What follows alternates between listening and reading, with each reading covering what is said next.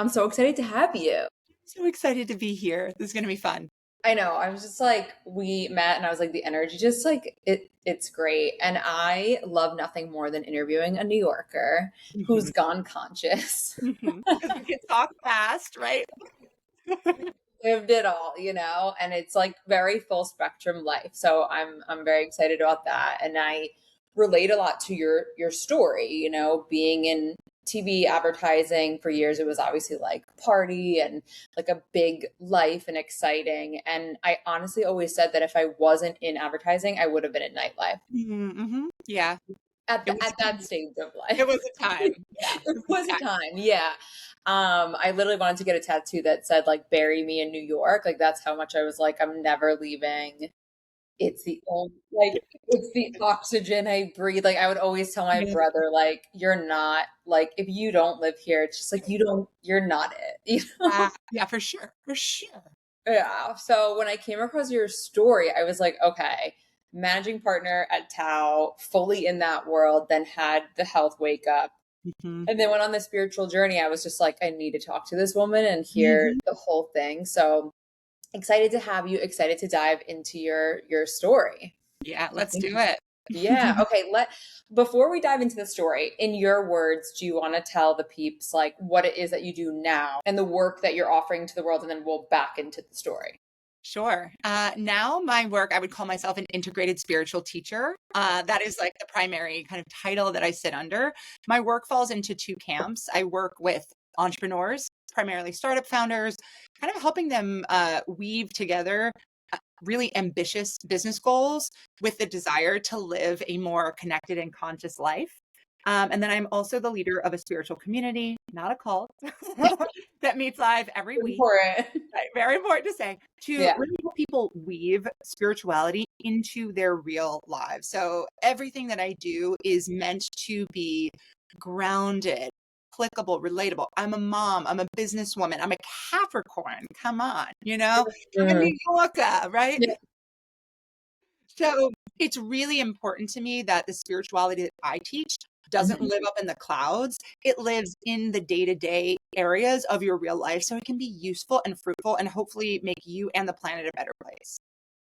I love it for so many reasons. I'm like totally your target audience, target demographic. It's like the up in the clouds is amazing and fun. And it was like a time, but obviously like then reality hits us where we're like, oh, we still need to live in this world. Yeah. We're still ambitious and Yeah. driven. I think that in this next era that we're stepping into, the concept of being integrated is going to become more and more at the forefront because we've been living these very disjointed lives where we think, oh, over here, I'm this ambitious type A businesswoman. But then I Mhm. go off for the weekend to do plant medicine and I'm just like this witch in the woods. But then I come back and these two identities, it's like living a double life, right? But that's not necessary. We don't have to live that way. We get to be multifaceted and multidimensional. And we get to claim that for ourselves.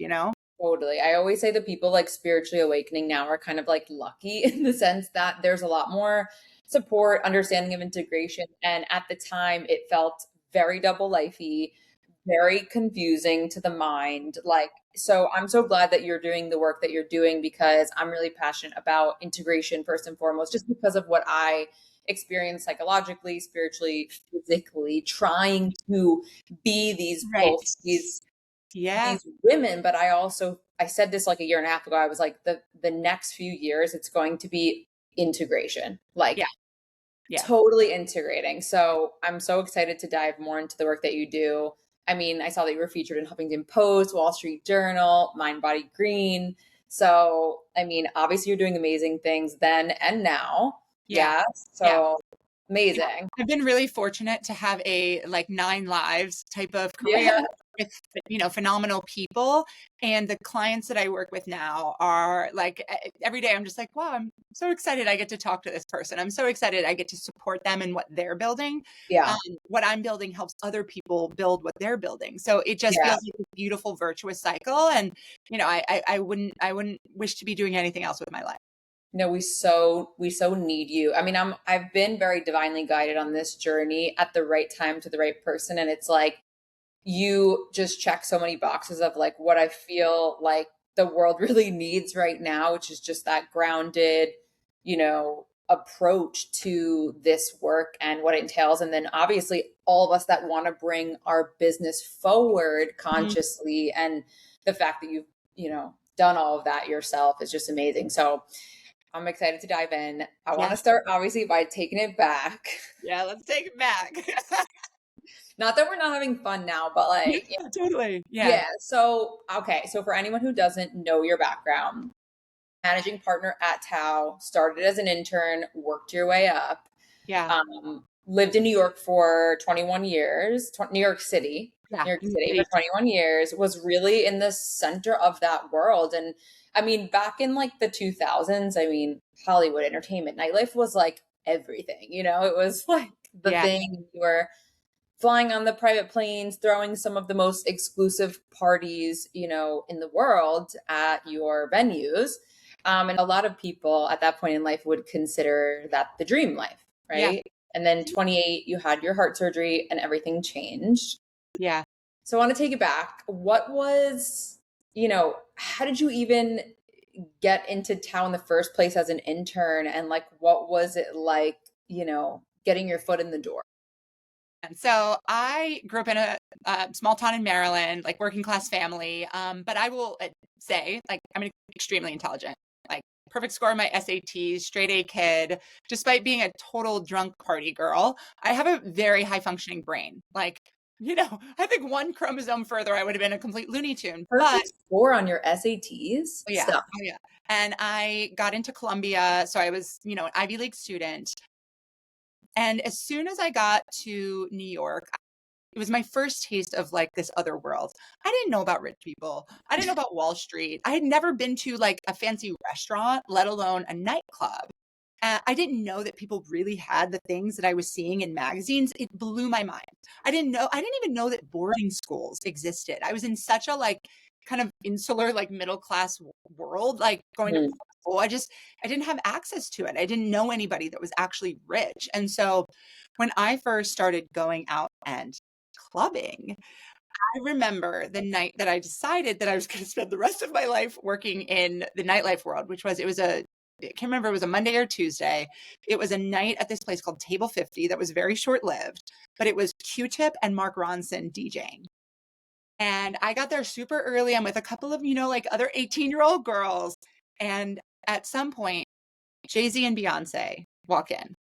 And this was like before they were public. It was like one of the first Mhm. nights they were out together in the city. And I'm like wasted off the Kettle One, free vodka, a teenager. I see them walk in and I'm like, I'm doing this for the rest of my life. Right. Like I was like, the intoxication was not just from the booze. I was like, oh my God, famous people. Oh my God. And so I had been interning mainly in magazines. I was interning at like Cosmo and InStyle. And then I realized, all right, these chicks are making no money. You don't make money in journalism. Who's making money? And I realized, oh, like I could work in nightlife. I could work in hospitality. And so at that time, it was right as Noah Tepperberg and Jason Strauss were getting ready to open Marquee. And I Mhm. was chasing down another lead at Bungalow 8. I wanted to work for Amy Sacco, and the bartender there was like, no, you don't want to work for Amy. You want to work for these guys. They're smart. We went to business school. Like, these are the guys you want to work for. I'll never forget bartender Joe, still a friend of mine. And so I literally just cold emailed. I was like, I want to be your intern. And the thing about, having an Ivy League, at least then, like, it is cultural capital. They Yeah, saw that email. Ivy League kid wants to be a free intern. totally. The foot in the door was I just kicked it open, right? But it did take a little bit of audacity to be like, hey, I want to be your intern.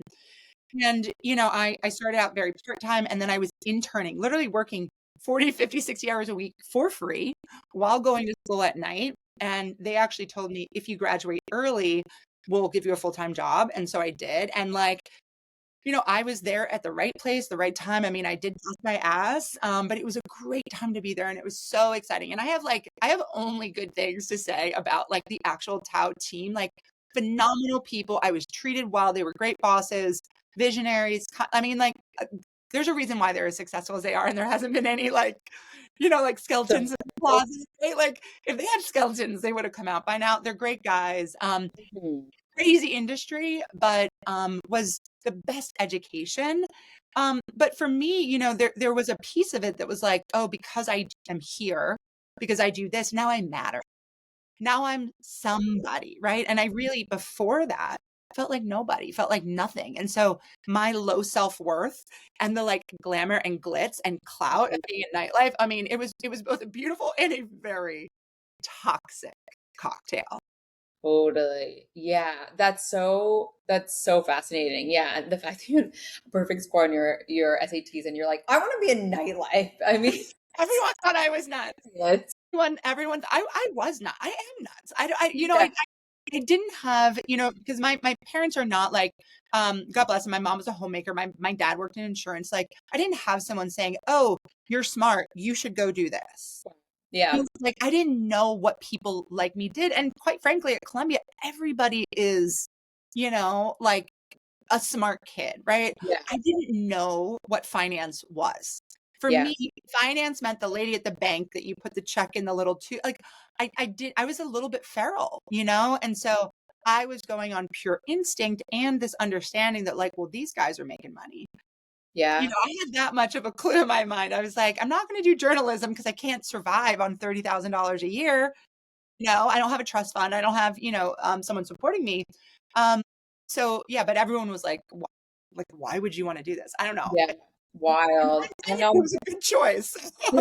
Yeah, and I'm so glad you have good things to say. Obviously, like I was telling you, my one of my best friends from high school, Shannon, had married Corey Strauss and his uncles Jason, and we've had. I mean, I had so much fun. They took us to Ultra. We were there Yeah. like it Yeah. was like, I mean, we went to Ultra as kids, but when we went as adults. We went with Corey and we were there. I think we took a boat there. We were like Yeah. in the best section. Like it was just like so much fun. And yeah, Corey's amazing. And so I'm Yeah. glad you had a good experience. I say this to people all the time. I feel like I was like on a really safe little life raft in a sea of sharks because Yeah. people ask me all the time, like, oh, did this ever happen to you? Did that ever happen to you? And I really think it didn't because I worked for them and I worked It's amazing. there. And I was shielded in certain sense, Yeah. from what could have happened. What I could, like, I saw a lot of stuff, but thankfully, like, I was very inculcated. And I think it's because like they didn't play that shit. That's amazing. Okay, shout out Yeah, to Noah and Jason for yeah, for real. being integrous. For Well, real. yeah, well that's so good. I mean, yeah, because a lot of people can't say the same. Oh, there's Yeah, other people that were not in that industry. So to be clear, they weren't all Boy Scouts, put it that way. yeah, true.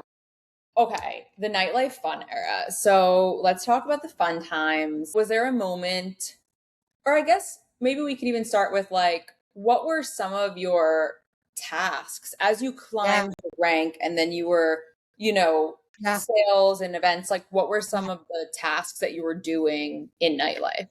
Yeah, I mean, I started as an intern, right? So, like, at the very bottom, answering phones, taking money at the door, handling lost and found. But then very early, I started coordinating events and Mhm. had a knack for not only the like coordination and keeping all the details organized, but also sales. And I was a rainmaker. Like, I was really, I think because I'm such a people person and because I'm such an intuitive, I didn't need a lot of sales strategy in order to get people to want to work with me because I was able to read people. I was able to kind of, people please. I'm a great people pleaser, still could be if I wanted to be. Um, Mhm. and I executed at a really high level because I didn't have any boundaries around work. I mean, nobody was forcing me to work, 20-hour days. That was of my own volition. Now, did it get me to rise through the ranks, right? When you see somebody performing at that level, um, you start to give them more to do. So as we started doing partnerships with hotel groups, because keep in mind, when I started, the Marquee office was in a crawl space above the nightclub. It wasn't what you see now. Mhm. And so I was very well poised to literally grow with the company. And Yeah. And I guess when, we should clarify Tao yeah, Group, for anyone who doesn't know, Lavo, well, now it's Marquee, like hundreds of venues. Beauty in Essex, Oh, the yeah. huge, I mean, like the bangers of New York, like Bangers. straight bangers. Yeah, and when I was 27, I, like, called a meeting with Noah and Jason and asked if I could invest, asked if I could become a partner, I think they thought I was going to quit. Yeah.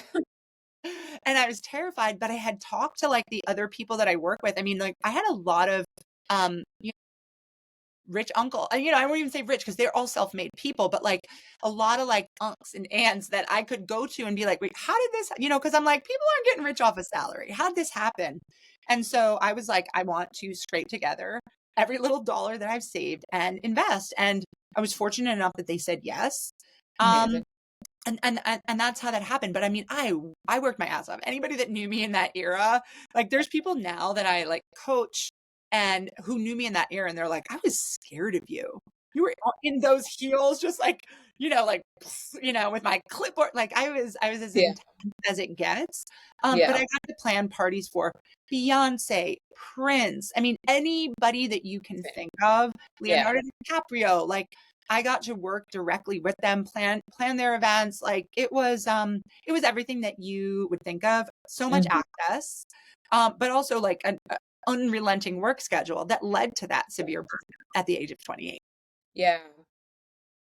Yeah, so many ways to go. I mean, I hear you on like how intoxicating it was. Like I Mhm. remember for us in advertising, because I was brokering the deals for the commercials. So all the talent for the shows, we would have, the upfronts. You Yeah. probably were Yeah. involved Oh with yeah. them. I've planned so many upfronts. Yeah. I was gonna say, yeah, I think we've done upfronts at Marquee. And we used to have our dinners at Tao and Lavo. And like Mhm. it was just like everything, and but like Yeah. the intoxication of like being involved and like the glitz and the glamour and like it was intoxicating for sure. Yeah, yeah, It, and yeah, yeah, I mean, it was so much fun. It was such a moment in time. People were yeah, much less scripted and careful than in the I pre-social know. media eras. Because we're talking, I started with them in 2005. I left in early 2018, so not that long ago. But like those first, that first phase was before people even had like, I mean, I planned the launch of the Sidekick. So like, Was there any event or like any moment where you were just like, this is insane, like I can't believe this is my life in a good way during that era? so many moments. I mean, I remember like we did a gifting suite before the VMAs and uh Snoop Dogg gave me a necklace that he had been gifted in a gifting suite because he said, "This is chick bling."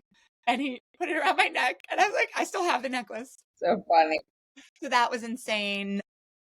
When Marquee Vegas opened, we still felt like we were a mom and pop, but then you go out to Vegas, and actually, this was when Marquee Vegas opened, it was Beyonce performed, Florence and the Machine performed.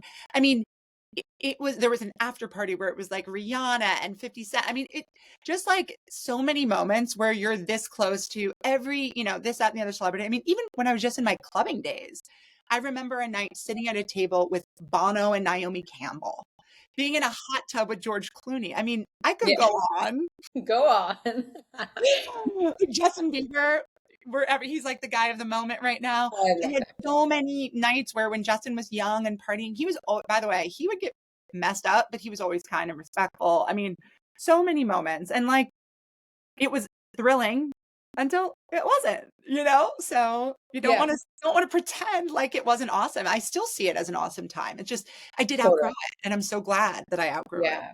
I always talk about that when Eric and I had our deep dive on this, like the fun times, like it was, so much fun. Like I never say that it wasn't. It like being in that world to some degree, and you were even more so. But Mhm. even New York, being in New York and partying, going up and down every weekend, like, we'd be at like Neo's table and like Oh, Bieber would walk by. Like it was just Neo's lovely, yeah. lovely Huh? experience with him. Yeah. Yeah. He was Yeah. really great. Yeah. But it was just so fun and so the moment, Yeah. to have Yeah. that kind of fun. Yeah. And I feel like the Yeah. kids aren't having that kind of fun these days? Yeah. I'm so glad that nothing was public when I was in that era, because Mhm. I would have self-edited. I would have been self-conscious. I would have been really, thinking about what I looked like or what might appear on screen versus just like having a time. Yeah. Uh, and ooh, times were had. Yeah, times were had. I mean, we can offline about the real the real times, but they were just so good. It was like, yeah, 4 nights a week. And then when you're partying and work allows you to party. That was Mm. a thing for us. We were expected to party because we were, when I was on the buying side, I was 24 managing like these $100 million Yeah, budgets. Of course, totally. they were broken out. Maybe I was Yeah. managing, a couple rolling up to my manager, but it was, at the management level, then I was managing $150 million. Like it was crazy. And then the sales side, we were taking out clients, wining and dining. It was just wild. But Yeah. Yeah. yeah, Totally. yeah. Okay. So good times, fun times, obviously we can go on and on. But then, right now we're definitely seeing a cultural shift, right? We are seeing the shadow side of Hollywood, nightlife, media, entertainment, like kind of these spaces that I think, to generalize, like a lot of people idolized or aspired to be in. Yeah. And I Yeah. think, yeah, I think, so, the people that were really on the inside did see those moments, and I think some people felt like they couldn't speak up, or they Mhm. shouldn't speak up, and so on. But it sounds like you were really blessed in the sense that your direct, like your corporation, Jason, Noah, they were amazing. But obviously, being in nightlife and entertainment in general, I'm sure Yeah. that you did see that shadow side. So tell us a little bit about when you started seeing, like, okay, maybe there's a shift here that it isn't all it's cracked up to be. As always, I only share products I personally use, love, and feel aligned with. And Araza Beauty is one I literally can't stop talking about. I use it every single day. It's a non-toxic, clean makeup brand, and my absolute favorite product is the coconut cream foundation. It's buttery, creamy, smells like heaven. I am obsessed. So if you're looking to upgrade your makeup with something clean, conscious, and actually good for your skin, this is such a good one to try. Araza is giving my community 15% off with the code CONCIERGE. And if you purchase something using my link or code, I receive a small treat too. Their tagline is, "If looks could heal," and honestly, it's giving exactly that. Let me know if you try it and what you think. Back to the show. Yeah. And I mean, I saw that more so with the clientele, right? Because you have these people who are titans of industry, Grammy winners, Oscar winners, billionaires, CEOs, and they are getting shit faced, doing hard drugs, hanging out, whether it's with cocktail waitresses or like actual like hired women, which like I knew was going on, right? Like I knew people that were involved in that world. I knew people who got sucked into that world. I ended up in some after hours where I'm like, oh, this is not a place for me, right?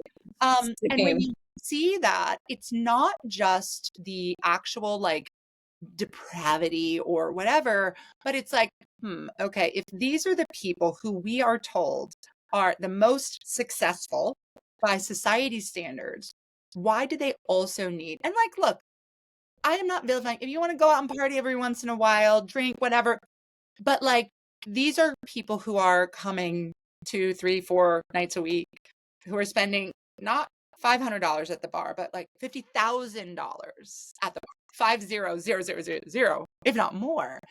And you start to see that there is a pull towards this, almost like the moth to a flame thing. And it can be really beautiful. Like I have a very clear memory. And it's interesting because a lot of the memories, like some of the memories that I think of that are so fun, I'm like, oh my God, DJ AM DJ'd my graduation after party. He's no longer with us. I remember being in the club when Avicii was dropping new Mhm. songs, like electrifying. He's no longer with us, right? So it's Mhm. like, ooh, like the duality is right there, right in front of your face. And so as you start to kind of see like, well, what type of lifestyle, what type of inner world begets the desire to get shit faced 3, 4, 5 times a week? Not when you're 20, not when Mhm. you're 25, not when you're broke and it's like the only way you get to let off steam, but Totally. when you have can do anything you want.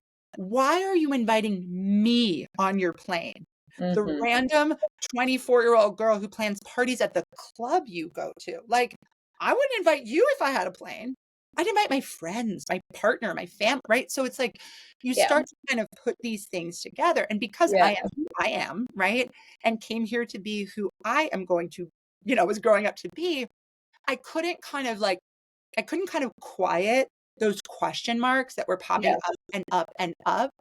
Um, because it stops being fun when you realize it's coming from a place of sadness, when you realize it's coming from a place of not enoughness, right? These guys that have everything in the world but still think they're losers. So, oh, maybe if I sit at a table next to Rihanna, then I'm cool. But wait, I paid $200K to sit here. So is that cool? Or am I buying my friends? Am I buying my identity? And this is why so many people kind of go off the deep end when they have everything, because it's like, wait, I have everything and I'm still not happy. Oh, guess I should have done the inner work. Guess I should have made real relationships and connections and done some healing instead of just popping bottles in the club. You know what I'm saying? And so, um, it's like a little bit of it is like, a good story. When it's your entire life, there is something deeper that is wrong. And I didn't want to keep contributing to that with my one precious life.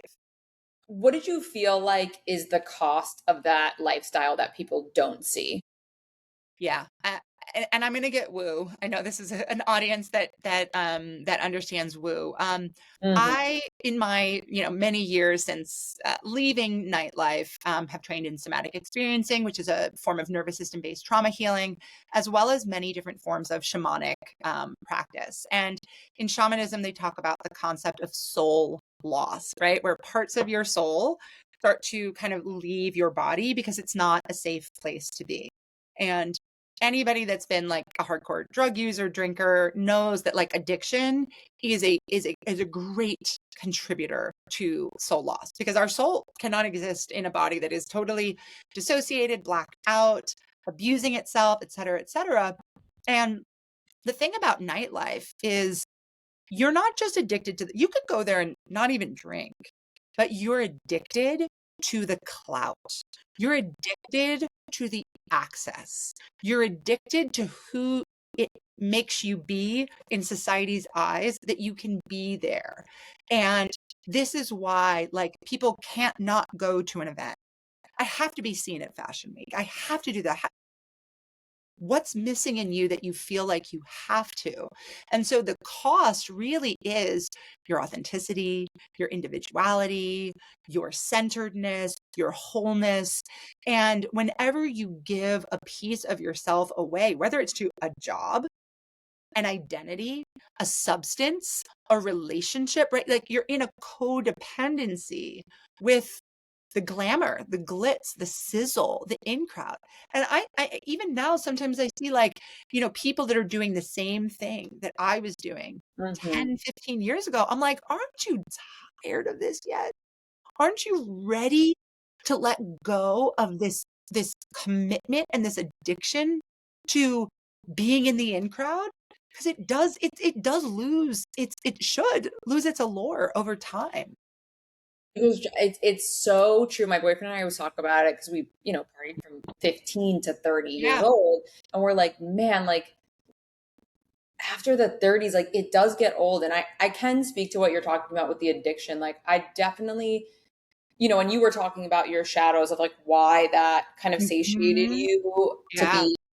For me, it was like, when Neo would call me over and be like, come to my table, like I would be like, I'm it, when Right. like different people in Hollywood or of, in that world would like give me that validation. And of Yeah. course there, sometimes it's just like, oh, she's hot. And I'm like, I've made it. Yeah. I've made it.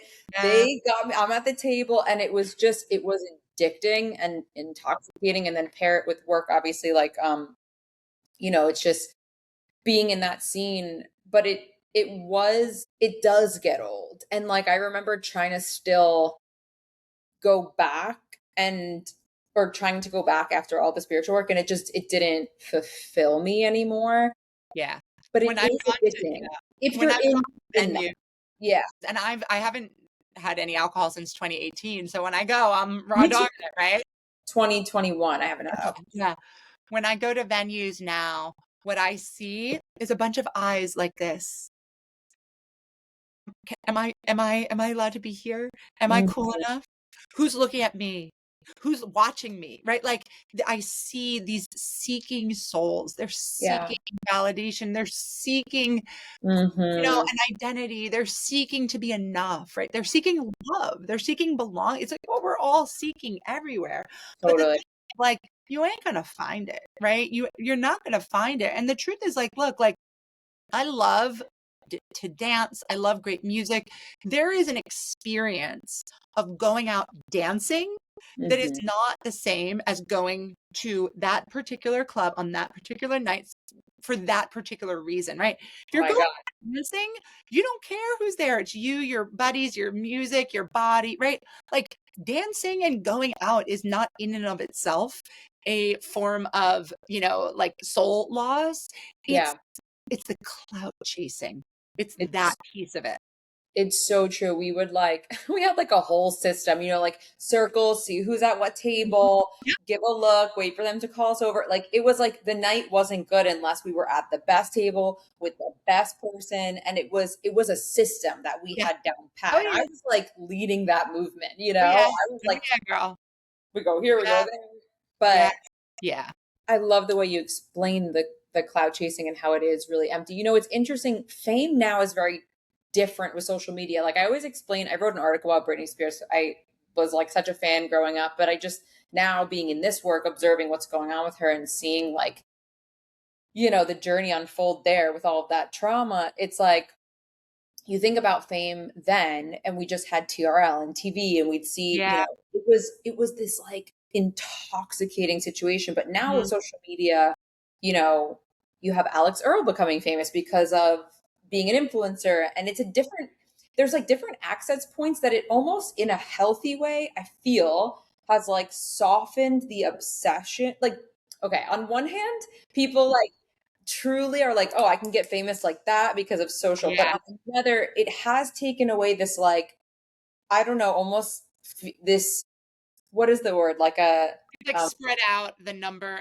like you can't be as crazy about those 6 famous people because yes, like yes, it was like 2 million six. famous people. And it Yeah. was like, Eric talks about this a lot, but it was just people were obsessed with like this, the six most Yeah. famous people kind of spread it out. Yeah. And Yeah. I think that's helped a little bit with like, at least for those people who were like in danger from like Totally. paparazzi and Yeah. Yeah. Yeah. Now everyone's the paparazzi. now everyone's a paparazzi. Yeah. Well, were there any moments that you witnessed, whether, yourself or with others, where things fell out of integrity that you feel comfortable sharing? Yeah, I mean, there's a guy. I don't know if I'll name his name, but there's a guy. It's come out publicly who was a very very like loyal bottle customer back in the day. Used to come to like our charity events and make donations, like a real dorky looking finance guy. Came out just a few years ago, long after I'd left, that he had a sex dungeon in his basement at non-consensual stuff happening, right? Not just like, kinky. And that one of the former cocktail waitresses, after she left one of our clubs, was his assistant and she got arrested too. And so like, I mean, there's a lot of any time where you mix too much money with too many substances and too young of women with too rich of men, right? That is what happens. And it's not everybody, but like that kind of stuff, even just the way that like that, women were talked about. Were they a model or were they a pedestrian, right? Like everyone was ranked on their looks and their outfits. And it's like, I get it. From a business side, I get it. I can play the game. From a like, is this what I stand for? Is this what I want to be involved with? No. Totally. It really was like that. I mean, we would be like lined up by the promoter and like, make sure I was only rolling with baddies so that I get in the best. Like it was so toxic, but also at work, it's like I think back and there, this has come out now, but there was just so much that we like looked the other way on or thought was normal or Yeah. acceptable. And Yeah. like, and both ways, like flirting your way to the top or also being like, taken Yeah. advantage of. Yeah. There Yeah. was so much happening in the, advertising media nightlife, like spaces. I mean, every space, but Yeah. Yeah. now, there's so much more awareness. And then obviously with the journeys we've gone on in the conscious Yeah. spaces, it's like you just can't even be involved if it is still going on. It Yeah. just 100%. yeah. Yeah. Well, okay. Let's talk about your health. So you did, you were enjoying yourself, having fun, working hard, but then you started like, well, I guess not even that. You said you were the person that they knew would just kill it with work. No one asked you to, but you were just like overdoing it working. You said what, 60 hours, 70 hours a week? 60, More. 70, come on, girl. I mean, here's the thing, right? At the time that I was there were multiple venues. There were a lot of different things going on. And I didn't really have a boss. I mean, I had bosses, but like nobody knew what my workload was. I wasn't like checking in with a manager and saying like, here's what's on my plate, like the way you do in like a corporate environment. So if I was, working my normal schedule and then doing events every single night until 10 or 12, that was just what I was doing. And then when I would be involved in these like leadership meetings, right? If something was there to be done, I would just do it because I was the youngest person that was senior. I'm extremely capable, like extremely high executive functioning. I still am.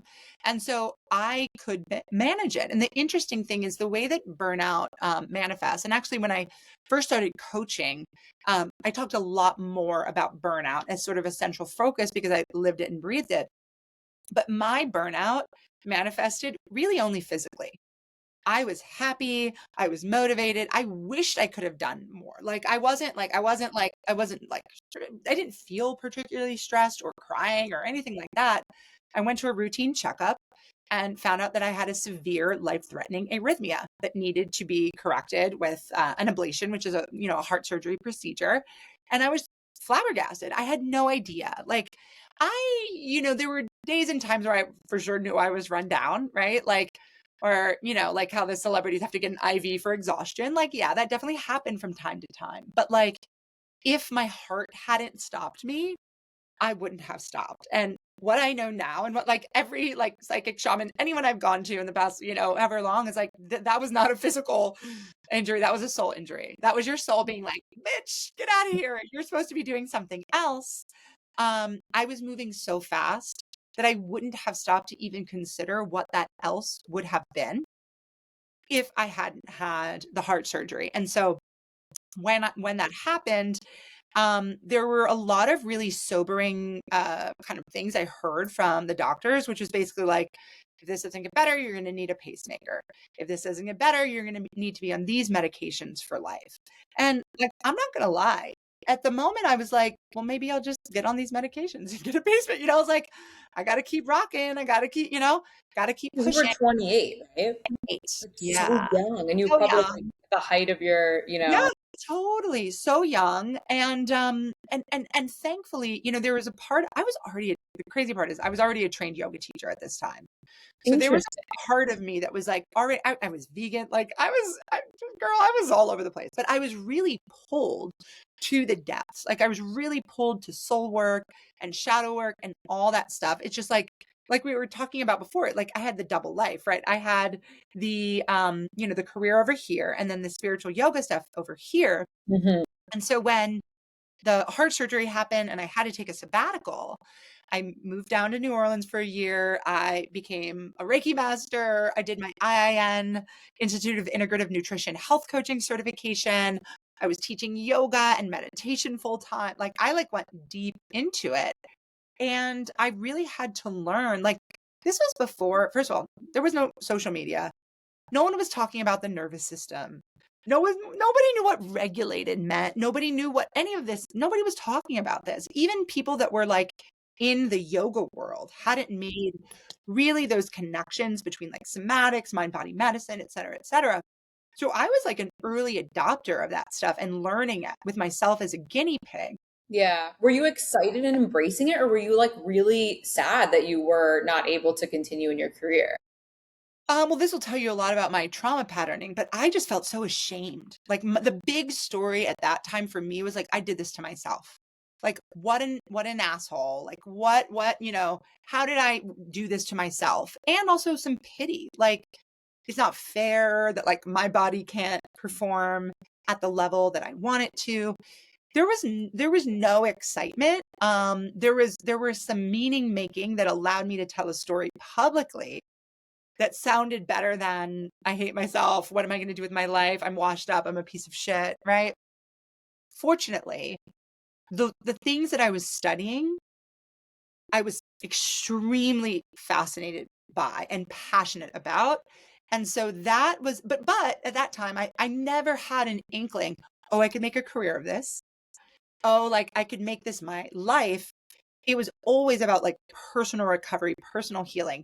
And At like the getting back, like you wanted to get back to I, the I wanted to get back to something. I wanted to get back to creating significance for myself in the only way that I knew how, which was by being productive, by Mm. being good at things, by being, like being a straight A kid, that is how I always got approval. That's how I always, teacher's pet, all of that stuff. And so, yeah, I wanted the tools for really like practical reasons. Um, at the time, I thought I was doing some healing shit, but if I'm honest, the deeper healing layers of really getting to know my soul, of really getting to understand my ancestral trauma, all of that stuff didn't come until later. And so just to kind of like cut the story a little short, when I came back to New York, I went back to work. Yeah, I I know. need, I was like, I yeah, want to hear this. So you took a year sabbatical. yes, You went all like you did the Eat, Pray, Love, right? You yep, went to yep, India, yeah, yep, and just traveled and did like spiritual work to your understanding of yeah, spiritual work. yeah, You had already had a foundation with the yoga, yeah, but this was like your deeper yeah. dive, and you didn't know what was going to go on from there, and you were, waiting to hear. It sounds like from the doctors if this was going to be like something fixed or. Yeah, I think at the time there was a hope that something would just happen, right? Like that I'd be fine, I'd be okay. I was so outside of where where my capabilities lived, which was doing what the next right move was. I was not someone who dreamed particularly big. I was Mhm. not someone who believed in myself. I knew I could do a good job at anything that was assigned to me. I knew if there was a door, I could bust it down, but it was all through force. I Mm. wasn't like, really tapping in or, I was so in, now people know what this means, but I was in functional freeze, fight Yeah. or flight, chronic stress, chronic dysregulation. Nothing magical happens when you're in chronic stress dysregulation mode, right? Right. And so I could perform, hey, I'm doing these things, I'm going on my spiritual journey, but really it was like, oh, my spiritual journey, like The beginning, it'd be like that. it'd It's be like like that. you're like, at least you Yeah, think you're doing it in the beginning, but yeah. I'm introducing you. But also, and just being completely real, like I ran out of money. Hmm. I needed, and I didn't know, what else to do. And they wanted me back, and I came back and was able to like really set certain hours. Oh, so you Um, went back to Tao Group oh yes, girl, after the year. for about 2.5 years. I got No way. and What then, was that like, the 2.5 years? you know, it was good because I got my financial house in order. I had my Hmm. son, I did maternity, like, but the sparkle, because I was sober and I was like a lot more awake, the Hmm. sparkle was never there. It was like at that point, it was a very good job because I was senior. I could set my own hours. I didn't work myself to the bone. But like, I was always half there. Like my soul knew that I wasn't meant to be there. Um, and everything happens for a reason, right? So during that time, I was able to basically prove to myself, like, okay, I can be successful, productive, et cetera, without killing myself, you Right. know? Baby steps. Yeah. Right. And so then after lots of time searching, it was not easy for me to find a job outside of the industry because my whole experience was in hospitality nightlife. And I what moved, led you to leave if after the 2.5 years? um, I intended to come back for a short period of time just to kind of get my feet on the ground. And 3 months after coming back, I got pregnant. And, once again, being somebody who is not a risk taker, who is very needs financial security, I wasn't going to leave with, with a baby and then a toddler. My husband was an entrepreneur. He wasn't really making money yet. And so really it was necessity. Um, as soon as I got my wits together, I started looking for a job, and I was looking in primarily the wellness space because I knew that that was what was coming next. But like finding a job that was at all comparable in pay I know. took a while. Yeah. But then I moved to Sakara, and I was VP Yeah. of business development at Sakara for almost 4 years. And then I was a GM at Melissa Wood Health, and Melissa was Noah's wife, right? So that was Did like they give you that connection? word of it was like a friend of a friend that was like at it, you know what I mean? It was like that kind of thing. So, Yeah. but for sure, that's why I got the job, And so I was able to take my business skills, apply them to the wellness industry until I was ready to finally jump Mm. and create something of my own. Which like I didn't do until I was 37. So like if you're listening and you're thinking you're a late bloomer, like guess what? All the things that you've learned, all the wisdom, all the experience, like it will do you so many favors when you finally get the confidence, the financial security, whatever it is you need, whether you got to get your kids into daycare or out of college or whatever era you're in. I love a late bloomer. Like Mm-hmm. never too late to do the thing that your soul came here to do. And like now in hindsight, I can look back and see how every single, like even like this conversation that we're having right now was inspired by the fact that I was a nightlife girly, not Mm-hmm. just that I am a spiritual teacher and a shamanic practitioner, right? Like that is part of it. But like I can really look back and see everything that I could color as a mistake, a misstep, misaligned, et cetera, et cetera. It served its purpose in that moment and it made me who I am today. So I'm grateful for all of it. I love that. I see so many weavings of like my own story within yours, but Mhm. it's like, yeah, I think I love that you say that because of nightlife people, we're having this conversation because I do feel like, for a while I felt like I needed to like detach from that old life, but now I love talking about being the one that was circling the table, seeing around, because that's why some girls do resonate with me and they see that Yeah. you are now doing this and you invite them into a process and they see resonance. And I think even yesterday I posted like reading a book. This is my fun now, and cut to because this was my fun for 15 years. So I'm like screaming on the table, like whipping my hand around. And it's like, I Yeah. wouldn't have posted that if when I started this 2.5 years ago, because I thought it was like, no. So Yeah. I think we give a lot of people permission and yeah, it's amazing. But I also love that you're talking about how this is very important to me for people to hear that you were 37 when you finally went off on your own, because it can be when you do get in a little, enlightened, if you want to call it, and or more conscious, there is a lot of people that feel like because you're awakening, they feel this pressure to like do their own thing. Mhm. And I was, I've gone through a lot of iterations. I jumped fully into this after they laid all of us off at my last company. And I jumped fully into this and did it for a year, but then panicked because I was like, wait, financially, I was so Yeah. stressed out. Yeah. And then went back to working like very similar. I found like, okay, what's in the wellness Yeah. healing world? I could work for someone else. Then I went, I've done so many versions to make it work. Yeah. And I'm 35. I'm turning Yeah. 36 next month, Yeah. and it's Yeah. like Yeah, I baby. I think making peace with the fact that everyone's journey looks different, and if you need to work in the industry a bit for someone else, there's so much you can learn. I mean, I learned a ton from the functionals I was working Mhm. with, from the other, people with offers that were doing Yeah. sales and stuff like that. Yeah. I don't think we do ourselves any favors by demanding perfection of our journeys. Mhm. Um, if I had waited, if anyone waits for things to be perfect or for life not to be real, for bills not to exist, for obligations not to exist, that's why we stay stuck, because we are waiting for it to make perfect sense. And it's not going to make perfect sense.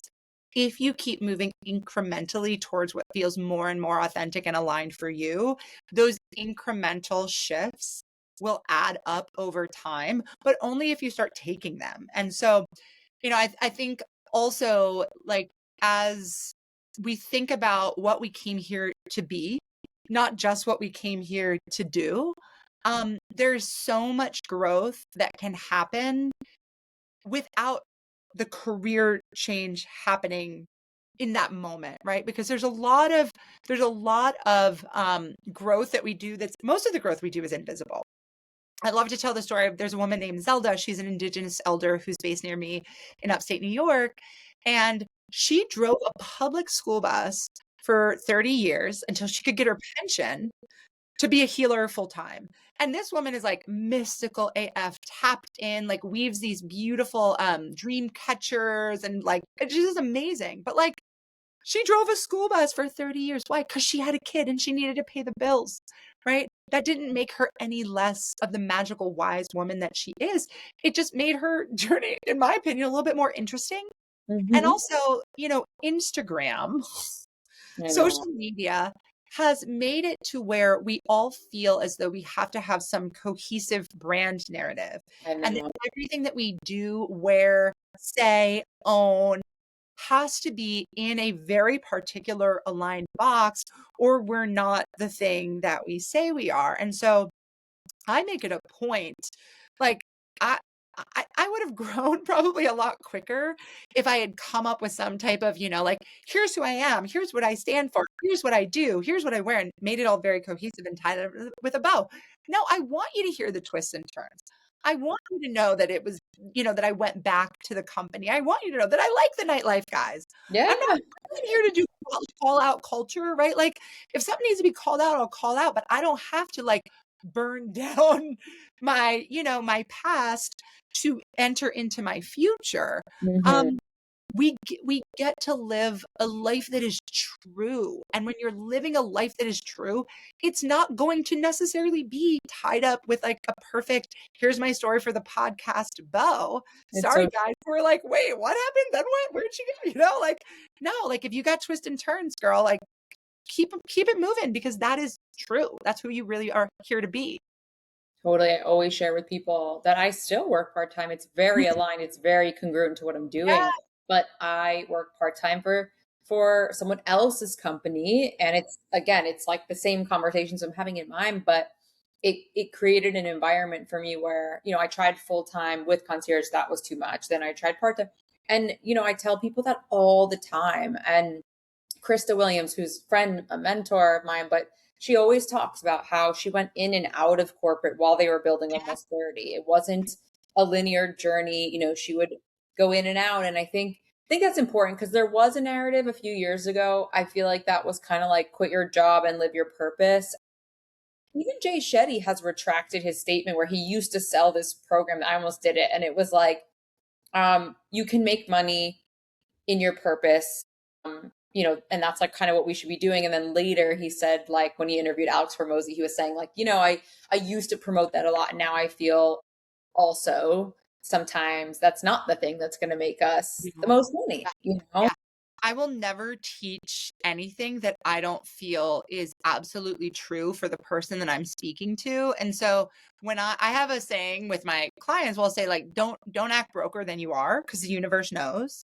And so if you come to me with a trust fund and you're afraid to quit your finance job, I'm going to say, girl, don't play that. Like, you have financial freedom, you have a safety net. Like, if you're like ready, you need to leave, right?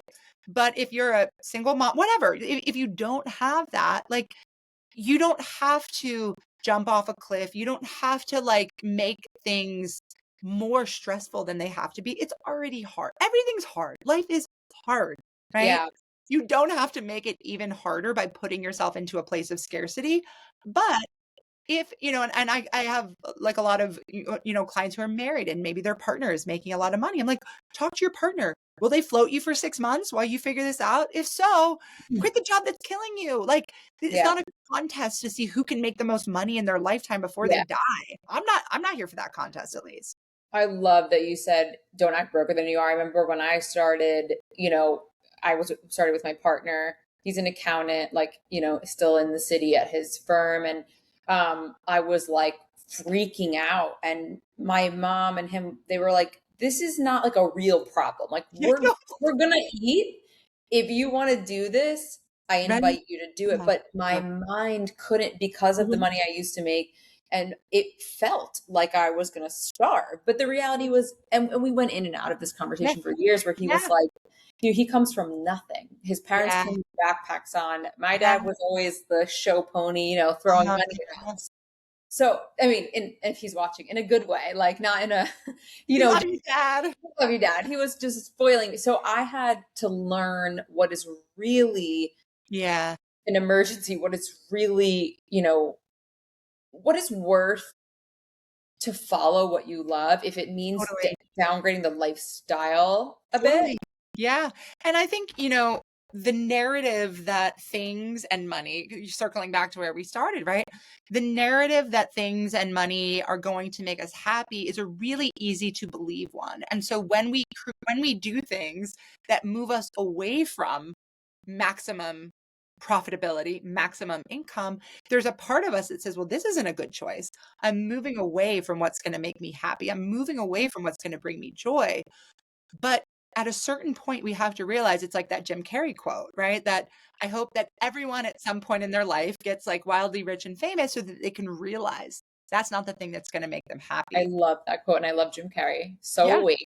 Yeah, 100%. And so I got to learn that lesson early working around celebrities and billionaires, right? I'm like, oh, these people aren't as happy as maybe like I wanted them to be, or I assume they should be. And so Mhm. in my life, I mean, I have absolutely lowered my like earning potential. Not that I couldn't get there again, but like if I had stayed working in, nightlife at the level that I was, I'd be a rich bitch. You'd see me on a yacht, see me at my Hamptons house, right? Like, and there was a time where that thought would have made me cringe or troubled Yeah, me. I And now know. I'm like, my soul is so wealthy. My soul feels so abundant. I do whatever the fuck I want to do. I make good money. I help people. I'm living in my purpose. I get to be myself. I never have to be a phony person. I never feel like I'm contributing to the downfall of society. A couple $1,000,000 in my bank account would not be worth that trade-off. And I know that on an embodied level, not just a mental level. It's so important. I've gone through so many seasons of that, because you see your friends that stayed the course in corporate, and especially if they seem happy, then there's like this Do they? shit. I know. I know. I You don't know, have any friends that seem happy. I'm the happiest person I know. I yeah, I know, right? I mean, even just the fact that it's Monday afternoon and we're having this conversation, and I woke up and I went to yoga. I mean, I dreamed of those days. Yeah. Yeah. And in the world we're living in now, with all of the changes happening in tech and the economy and politics, it's just there is no safe path. There is no safe path other than maybe inheriting a pile of millions but there's no safe path. And so Yeah, are you going to invest all of your energy, all of your life force, all of your magic in building something just because it is more likely to be financially secure? I know. That's a risky bargain these It's days, a not risky just spiritually and energetically, but also financially. It's not as yeah. safe as it used to be. Yeah. And honestly, similar to you, when I was on I took my last VP of sales job. I was so excited. It was a startup, and we were bringing Marca to the States, which is Barstool out there. That was my first like dip out of the traditional TV world. I knew when I took that job, there was no way, especially in a startup, because you can kind of coast in the bigger networks, but at Mhm. a startup, I was going to be responsible for bringing in all the money. Yeah. I took that job, and I knew I was just buying time, because I was so checked out. And my point is, I couldn't even stay in that world if I No, wanted to. I'd have no, to be super no. medicated. I would Yeah. have had to have Yeah. been on like a ton of SSRIs and Adderall, you Yeah. know? There is a point at which your soul will no longer let you go back to the old paradigm that you have very clearly outgrown. You can try, but it's just like when I went back to Tao for that little blip after my sabbatical, I was there in body. I was not there in spirit, Me too. you know?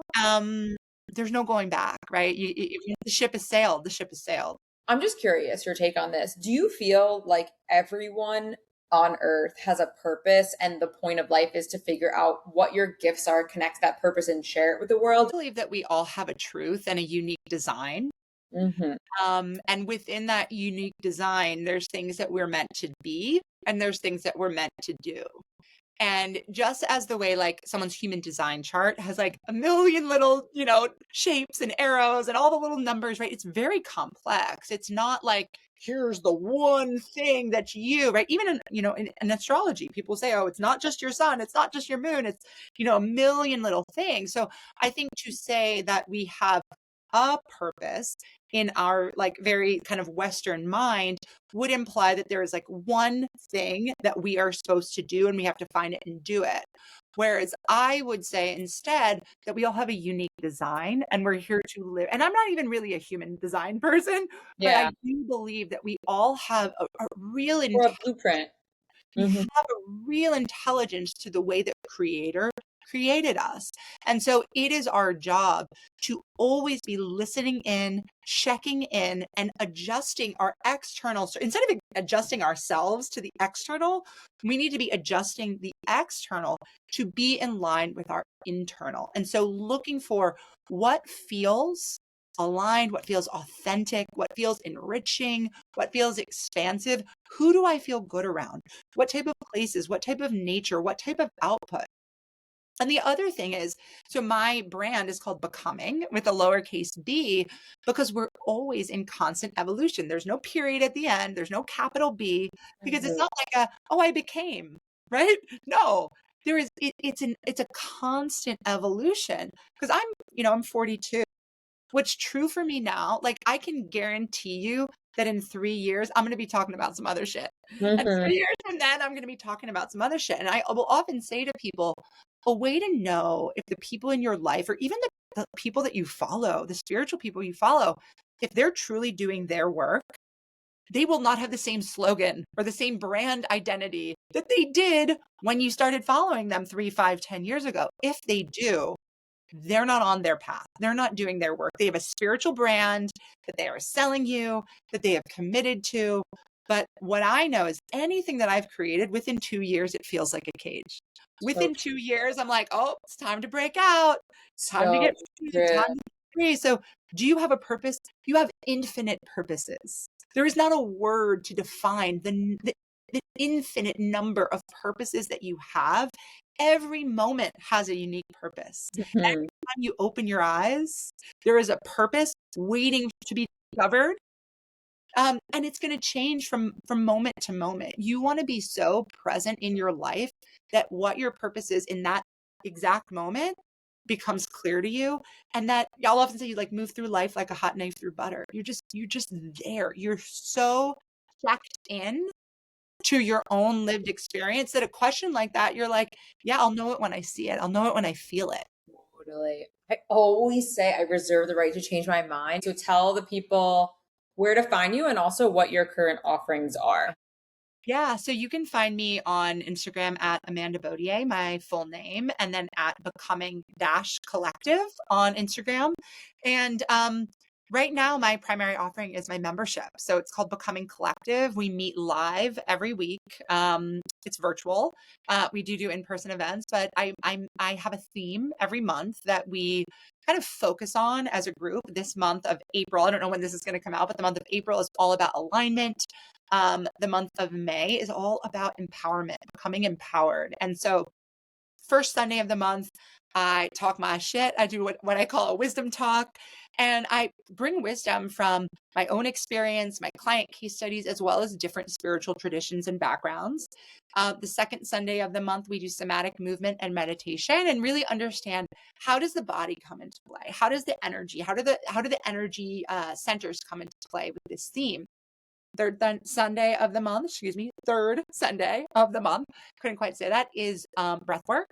Breath work is a modality that I love for its transformative power, but I also think that like it's not always taught in the most skillful way. So I want to make sure that my community is getting like a really deep transformative breath work experience every month. And then the final Sunday of the month is community coaching. So people come on and it's just asking me questions, rapid fire. And yeah, I do one-on-one coaching with startup founders, but I am booked. But I'm feel very fortunate to be booked until like next year, basically. And then I'm actually doing a retreat to Italy, late September. So like really going back to like my ancestral homeland.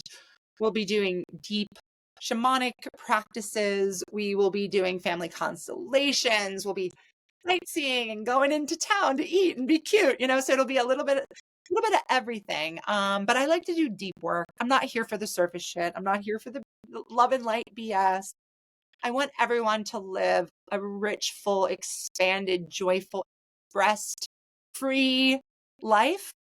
And you can't do that if you try to keep yourself into like, here's my box, here's my brand, here's my offering. No, like I want to be of service. And in order to do that, I have to be fluid and move where the spirit takes me and where it takes my clients and community.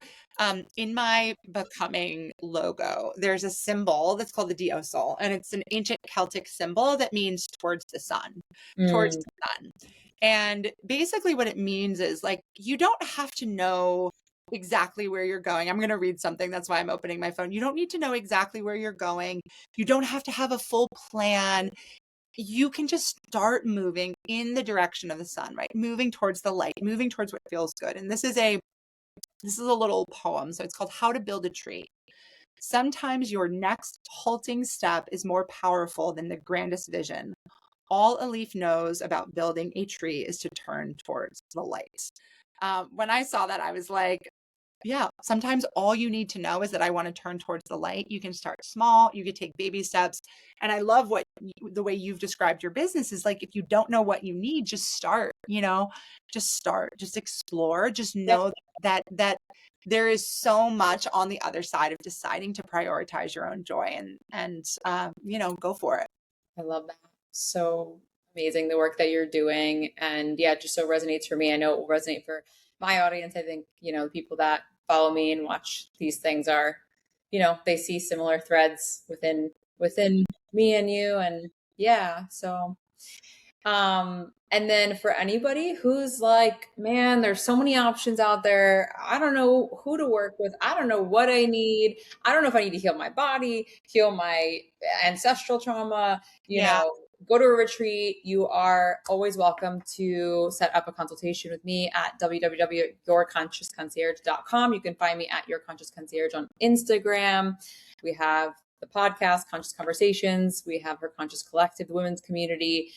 And always shoot me a DM. Yes. Thanks so much for being here. Thank you, my love. This was so fun. We could have talked for 3 hours.